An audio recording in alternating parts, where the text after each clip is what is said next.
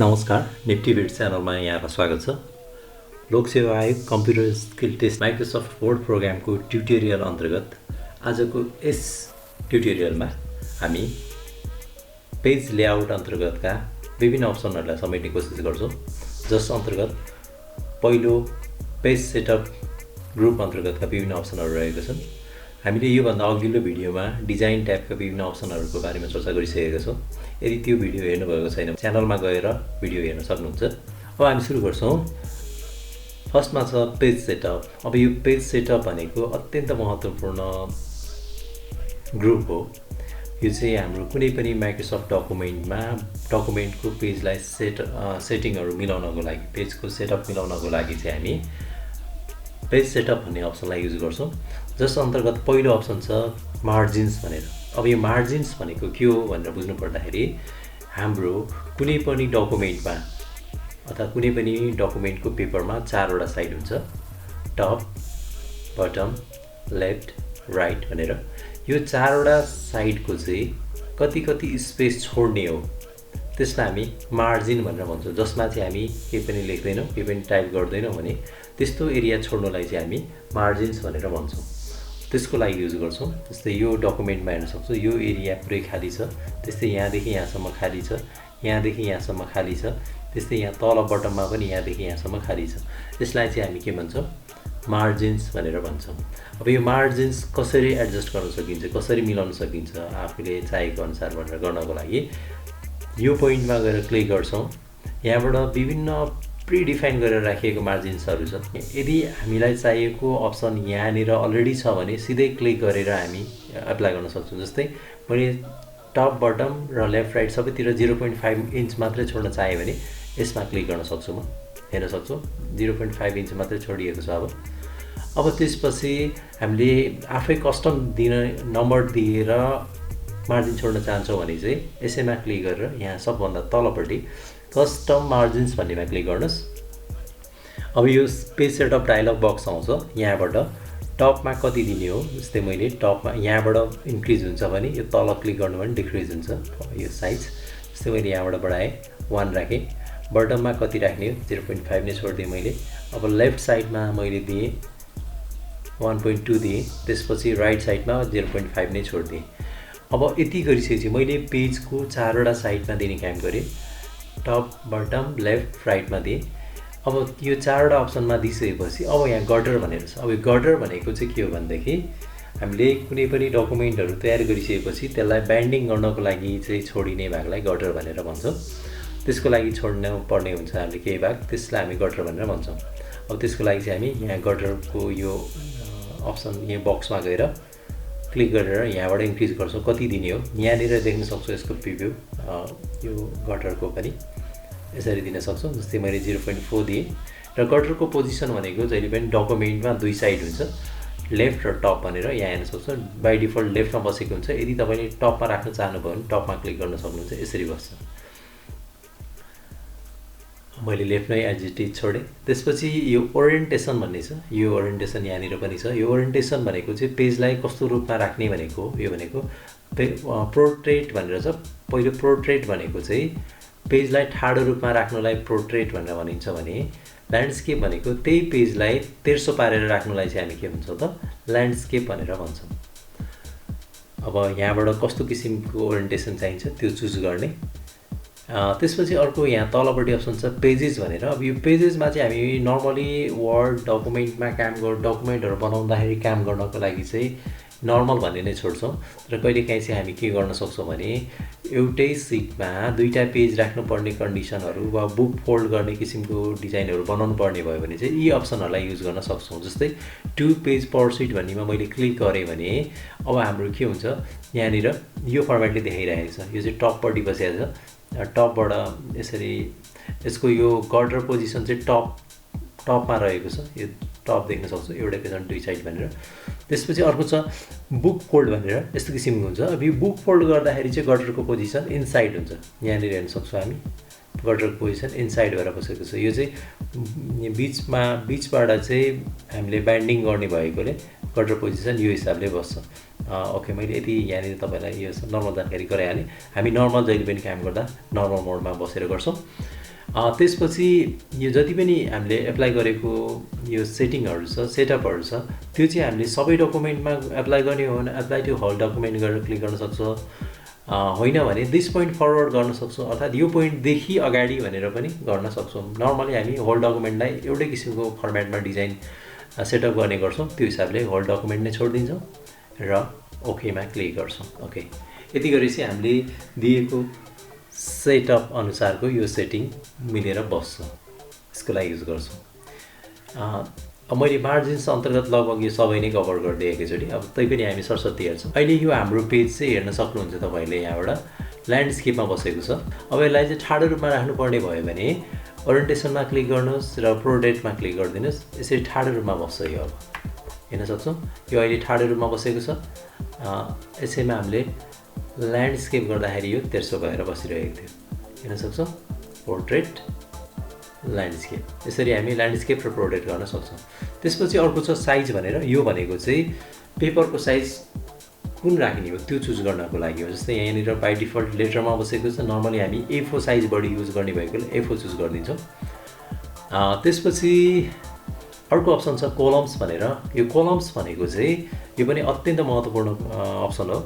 जस्तै यो एउटा प्याराग्राफलाई चाहिँ मैले 2वटा 3वटा कोलममा छुट्याउनु पर्ने कन्डिसन आयो भने यसरी सेलेक्ट गर्छौँ, कोलममा क्लिक गर्छौँ, कतिवटा कोलम राख्ने 2वटा वा 3वटा वा त्योभन्दा बढी। जस्तै 2वटा राख्ने हो भने यहाँ क्लिक गरिदिनुहोस्, आफै बन्छ। त्यस्तै 3वटा गर्ने हो भने यहाँनिर क्लिक गरिदिनुहोस्, आफै बन्छ। यदि योभन्दा बढी चाहियो भने चाहिँ तपाईँ मोर कोलम्समा गएर क्लिक गर्नुहोस् र यहाँबाट यहाँनिर नम्बर अफ कोलम्स भनेकोमा कतिवटा चाहिने हो यहाँ नम्बर दिनुहोस्। जस्तै 4वटा भन्ने हो भने 4 नम्बर दिएँ। त्यसपछि यो प्याराग्राफहरूको बिचमा तपाईँ लाइन पनि देखाउन चाहनुहुन्छ, ठाडो लाइन देखाउन चाहनुहुन्छ भनेदेखि यहाँ लाइन बिट्विन भन्नेमा चेक लगाइदिनुहोस् र ओके गरिदिनुहोस्। यति गर्ने बित्तिकै के हुन्छ, तपाईँले चाहेको अनुसारको कोलम पनि ल्याउन सक्छौँ र त्यसमा लाइन पनि राख्न सक्छौँ। यदि लाइन नराखिकन गर्ने हो भने त्यो लाइनमा अनचेक गरेर गर्न सक्नुहुन्छ। मैले यसलाई फेरि एडिट गर्नको लागि चाहिँ यहाँबाट कोलममा आएँ, 2 कोलममा क्लिक गरिदिएँ, 2टा कोलममा लगेको छु अहिले, फेरि हेर्न सक्छौँ। त्यस्तै गरी अब कहिलेकाहीँ के हुन्छ भनेदेखि हामीले यो कोलमलाई चाहिँ ब्रेक गर्नुपर्ने कन्डिसन पनि आउन सक्छ। जस्तै यो यहाँबाट चाहिँ मैले कोलमलाई ब्रेक गरेर यी बाँकी यहाँ तल भएको यो 3 लाइनको टेक्स्टलाई चाहिँ यो कोलममा लानुपर्ने भयो भने यहाँ बसेर किबोर्डमा कन्ट्रोल सिफ्टसँग इन्टर प्रेस गर्न सक्छौँ।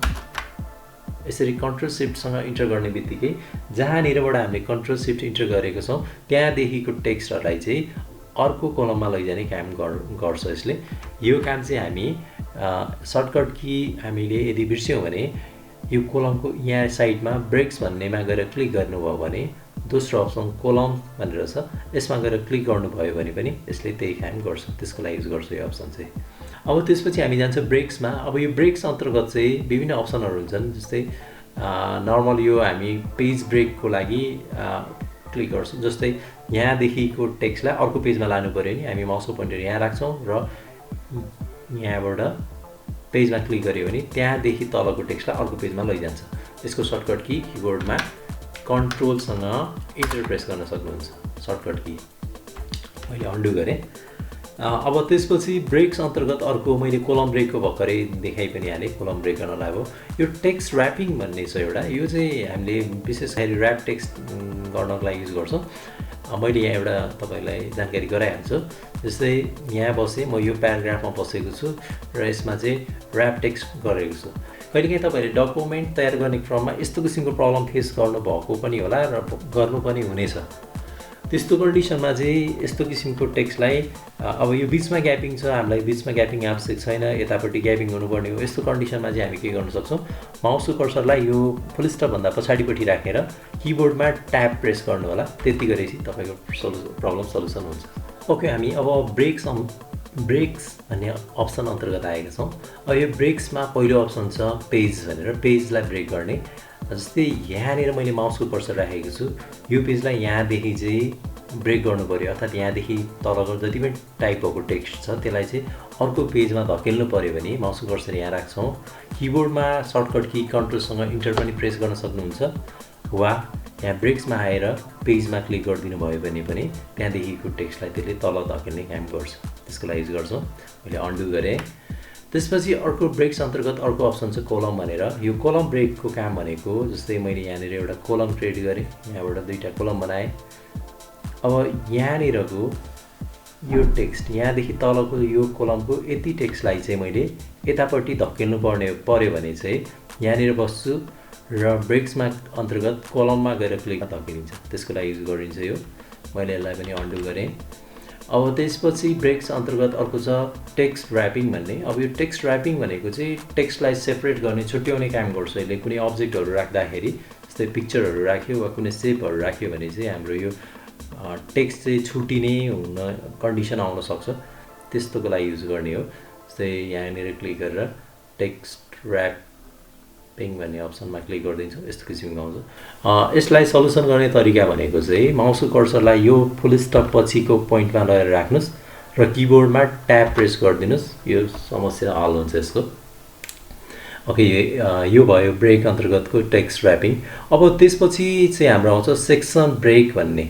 अब यो सेक्सन ब्रेकले चाहिँ के गर्छ भनेदेखि हाम्रो यो डकुमेन्टकोलाई सेक्सन वाइज रूपमा छुट्याउने काम गर्छ र ती छुटिएका सेक्सनहरूलाई चाहिँ हामीले छुट्टै किसिमको सेटिङहरू डिजाइनिङहरू गर्न सक्छौँ। त्यसको लागि युज गर्ने हो।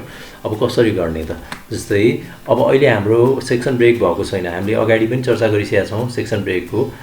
अब यहाँनिर डबल क्लिक गरेर फुटरमा हेर्न सक्छौँ। हेडर फुट यहाँ अर्को पेजमा हेडर आइरहेछ, यहाँ फुटर आइरहेको छ। यदि सेक्सन ब्रेक गरिएको छ भने चाहिँ हामीले जस्तै यहाँबाट सेक्सन ब्रेक गर्ने हो भने यहाँ सेक्सन 1 भनेर आउँछ, यहाँ सेक्सन 2 भनेर आउँछ, यहाँदेखि पछाडि सेक्सन 2 भनेर आउँछ।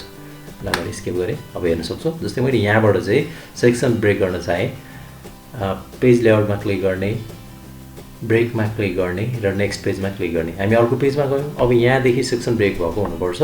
यहाँनिर फुटरमा डबल क्लिक गरेर हेर्न सक्छौँ। फुटर सेक्सन 1 र हेडर सेक्सन 2 भनेर, अर्थात् सेक्सन 1 सेक्सन 2 भनेर छुट्याइदिने काम गरेको छ। यसको लागि युज गर्छौँ यो चाहिँ हामी। म यहाँ आएँ, मैले स्किप गरेँ, फेरि अन्डु गरेँ।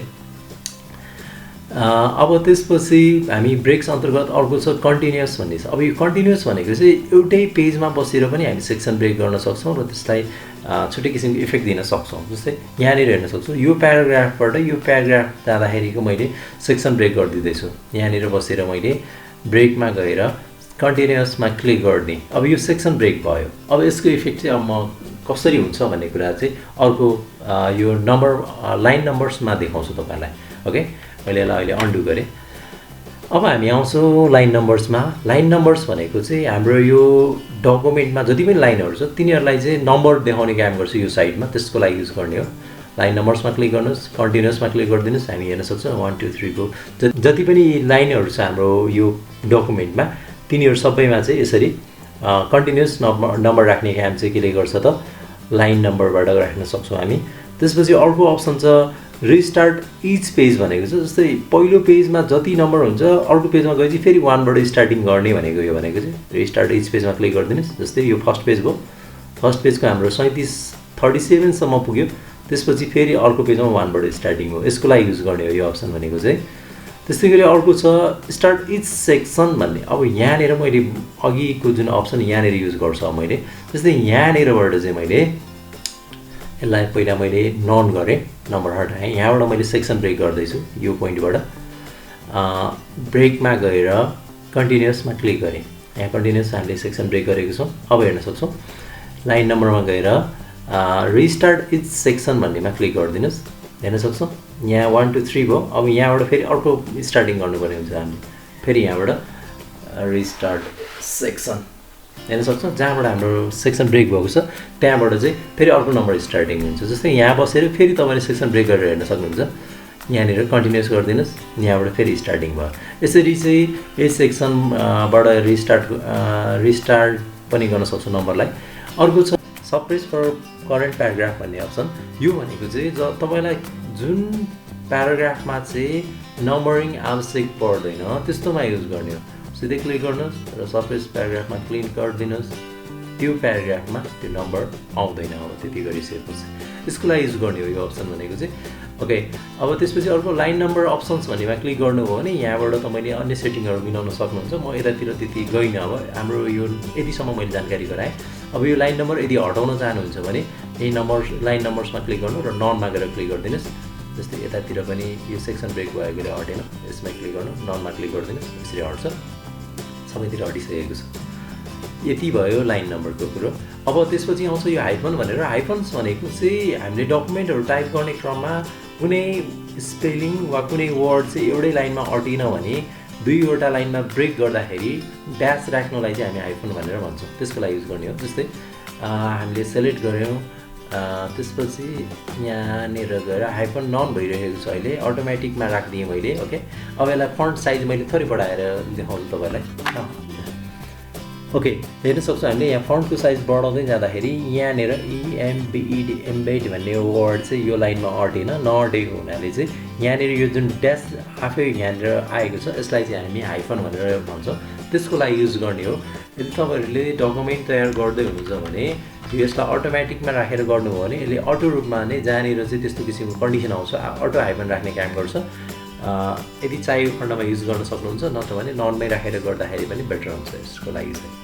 ओके, भिडियो धेरै लेन्दी हुने भएकोले मैले यतिमै एन्डिङ गरेँ। Thank you for watching Nifty भिड channel. Please subscribe my channel and don't forget to share this video. Thank you.